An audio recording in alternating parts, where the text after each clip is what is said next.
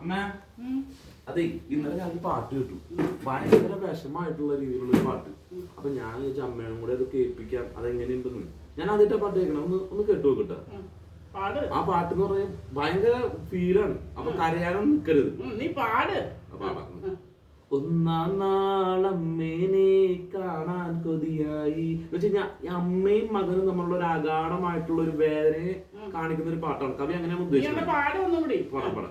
ഒന്നാം നാളമ്മേനെ കാണാൻ കൊതിയായി, രണ്ടാം നാളമ്മ പറഞ്ഞ കഥ പറഞ്ഞു കരഞ്ഞു ഞാൻ എന്ന് പറഞ്ഞു കഴിഞ്ഞാൽ ഈ അമ്മയും മകനും തമ്മിൽ കുറെ അങ്ങോട്ട് അകന്നുപോയി.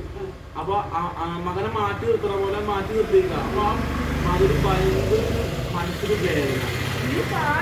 പാടി തീർക്കാം. അല്ല ഞാനത് പറയണല്ലോ തോന്നുന്നു. ഒന്നാം നാളമ്മേനെ കാണാൻ കൊതിയായി, രണ്ടാം നാൾ അമ്മ പറഞ്ഞ കഥ പറഞ്ഞു കരഞ്ഞു.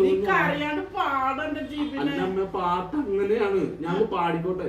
മൂന്നാം നാൾ കുഞ്ഞിക്കിളിയെ, ഒരു മിനിറ്റ് നിങ്ങൾ ഞാൻ പാടട്ടെ.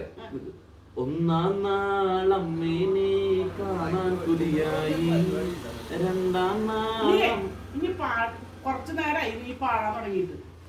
അമ്മ അത് ഉണ്ട്, ഒരു 3 വരി പാട്ട്. അമ്മക്ക് വിഷമം വരും. അത് അതേപോലെ അതിന്റെ ഒരു അവസ്ഥ. പാടി തീർക്കാൻ നിക്ക്.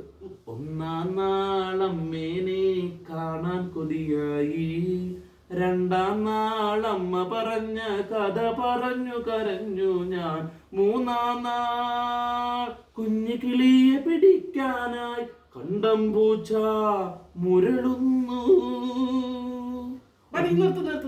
നിന്റെ പാട്ട് കൊറേ നേരായി.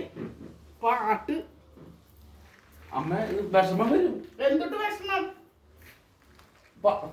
അമ്മയും മകനും തമ്മിലുള്ള ഒരു അഗാഢമായിട്ടുള്ള ബന്ധത്തെ സൂചിപ്പിക്കുന്ന ഒരു പാട്ടത്. വിഷമം വരും നമുക്ക്.